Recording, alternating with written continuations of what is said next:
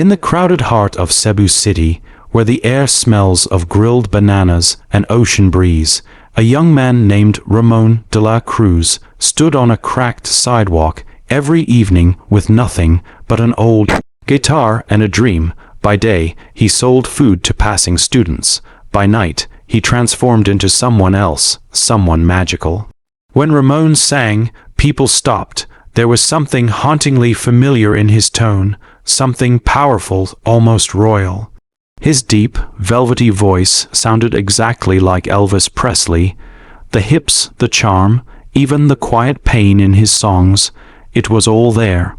Locals began calling him the Elvis of Cebu. But Ramon wasn't chasing fame.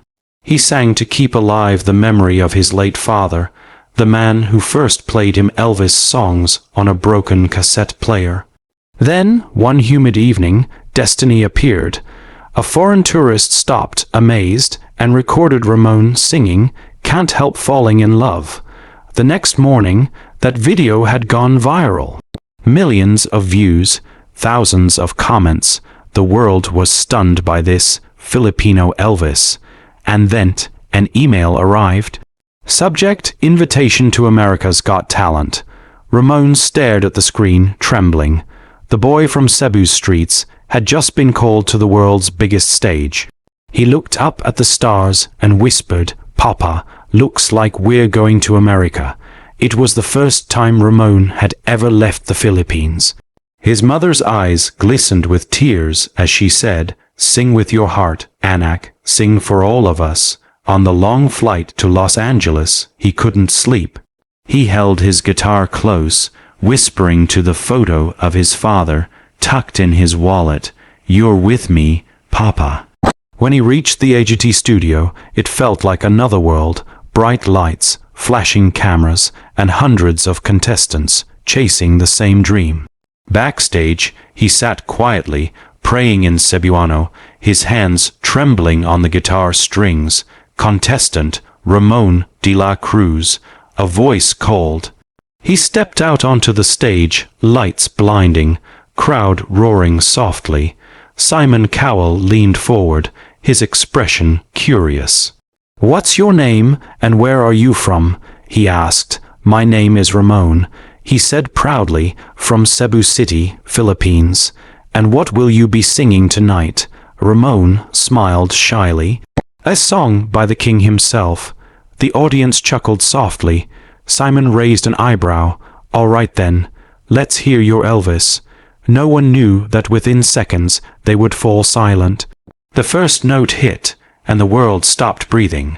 Ramon's voice filled the entire hall, deep and soulful, carrying the same raw emotion that once defined Elvis Presley. The crowd froze. Simon's eyebrows lifted. Even Heidi and Sophia exchanged shocked glances. It wasn't just similar, it was uncannily perfect.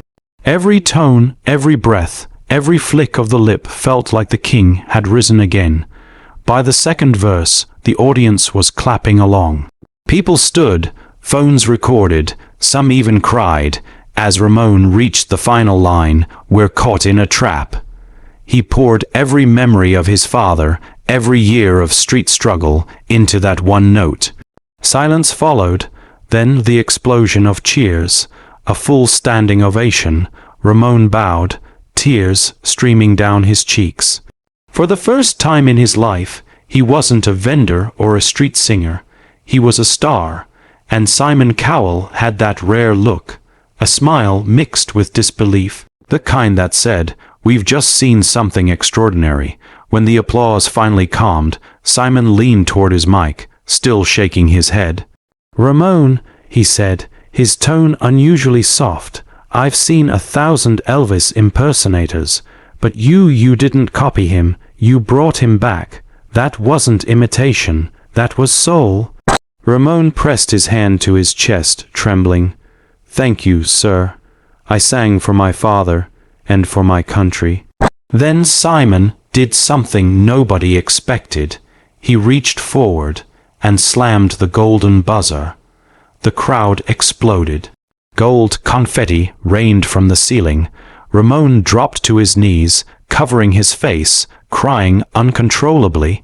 Heidi rushed to hug him. Sophia shouted over the noise, "That was beautiful." Simon smiled, a real smile, and said quietly, "You've made the Philippines proud tonight." The moment went viral across the world. Filipino Elvis gets Golden Buzzer from Simon Cowell. But for Ramon, it wasn't about fame. It was about a promise kept to his father, to himself, and to every dreamer who'd ever been told they weren't enough. Back in Cebu, the whole city came alive. Street vendors paused their work, watching Ramon's video on tiny phones. Jeepneys played his performance on loop. News anchors said, "Cebu's own Elvis shocks Simon Cowell." In a small house near the sea, Ramon's mother sat alone, watching the golden confetti fall on her TV screen. She wiped her tears and whispered, "You did it, my son." Children in schools started singing Elvis songs. Bars and malls played Suspicious Minds. Posters of Ramon appeared across the city. For the people of Cebu, he wasn't just a singer, he was proof that even from the poorest streets, greatness can rise. Reporters came to his old corner. The same streetlight where he once sang now had a sign that read, "Here sang Ramon Dela Cruz, the voice that touched the world." And in that moment, Cebu felt bigger, prouder, because one of their own had made the world smile. The AGT finals arrived. The stage was brighter than ever. Ramon walked out wearing a white Elvis-style jumpsuit, but stitched on its back was the Philippine flag. The music began, "If I Can Dream."